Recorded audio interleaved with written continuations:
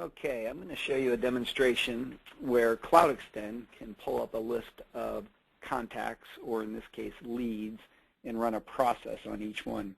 Here's a process that we use for calling people where we ask if the user was able to speak with the contact. If yes, you branch up and you do some things. So let me show you how this works.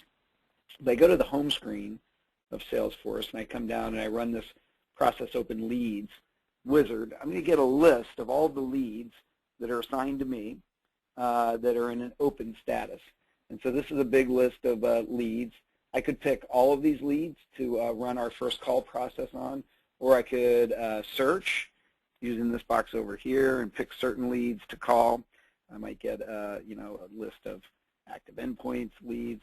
But what I'm going to do is just pick a couple of these to call and walk through the process. So we'll do this person and this person and this person, we'll say.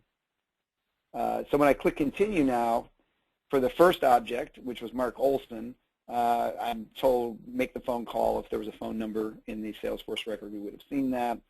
Turns out, yes, Scott was willing to meet, so I can type in some notes about my phone call. Great guy.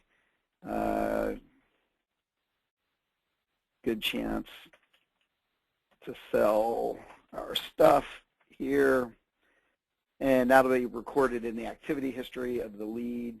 It's giving me the address for the person. I can change that. If I need to update it, I can put the date and time of the meeting in. That'll become an event in Salesforce. And now it's going off and sending an email message to the person, confirming it. It's actually converted the lead. Now I move on to the next person that we selected from that list, Sarah Kane. It turns out I was not able to reach Sarah, so I say no to that.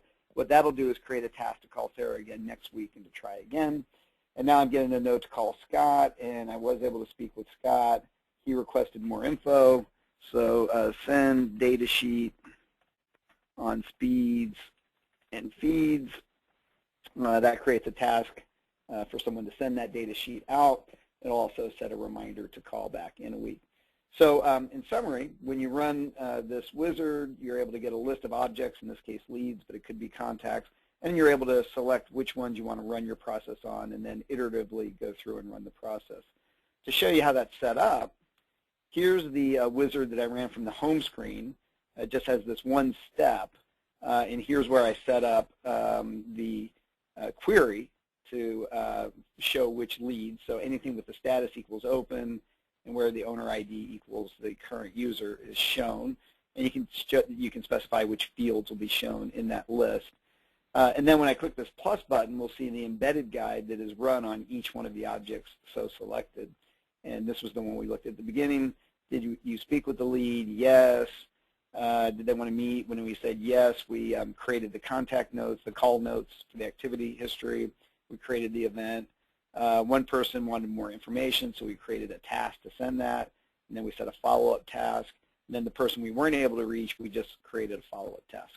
So in summary, you've seen that you can, using Cloud Extend for Salesforce, get a list of objects like contacts or leads, and then run a process on each one of those, enabling high-volume processing of leads and contacts in Salesforce.